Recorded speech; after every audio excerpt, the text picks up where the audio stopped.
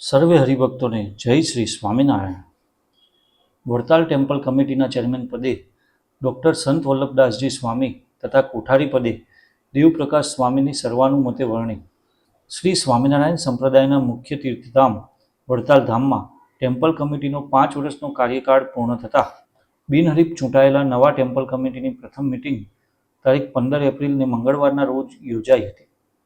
જેમાં બિનહરીફ ચૂંટાયેલા સભ્યો પૈકી ડૉક્ટર સંત વલ્લભદાસજી સ્વામીની ચેરમેન તરીકે તથા દેવપ્રકાશ દાસજી સ્વામીની વડતાલ મંદિરના મુખ્ય કોઠારી તરીકે વરણી કરવામાં આવતા હરિભક્તોમાં આનંદની લાગણી વ્યાપી જવા પામી હતી. વડતાલ ટેમ્પલ કમિટીના કોઠારી દેવપ્રકાશ સ્વામીએ જણાવ્યું હતું કે વડતાલ ટેમ્પલ કમિટીમાં ડૉક્ટર સંત વલ્લભદાસજી સ્વામી, બ્રહ્મચારી હરિકૃષ્ણાનંદજી, પાર્ષદ વલ્લભ ભગત, સંજયભાઈ શાંતિલાલ પટેલ ભરૂચ, તેજસભાઈ બિપિનભાઈ પટેલ પીપળાવ, અલ્પેશભાઈ પંકજભાઈ પટેલ વડોદરા અને સંજયભાઈ હીરાભાઈ પટેલ ગોધરા બિનહરીફ ચૂંટાયા હતા.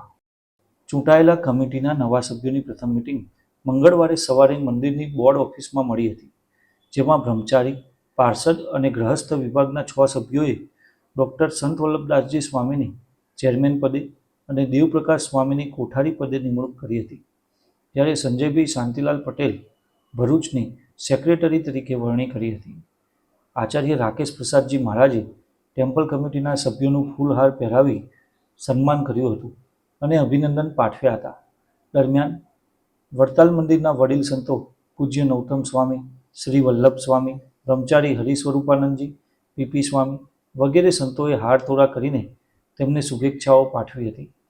નવા નિમાયેલા ચેરમેન ડૉક્ટર સંત વલ્લભદાસજી સ્વામી, કોઠારી દેવપ્રકાશ સ્વામી તથા અન્ય સભ્યોને ફૂલહાર પહેરાવી સ્વાગત કર્યું હતું. જય શ્રી સ્વામિનારાયણ.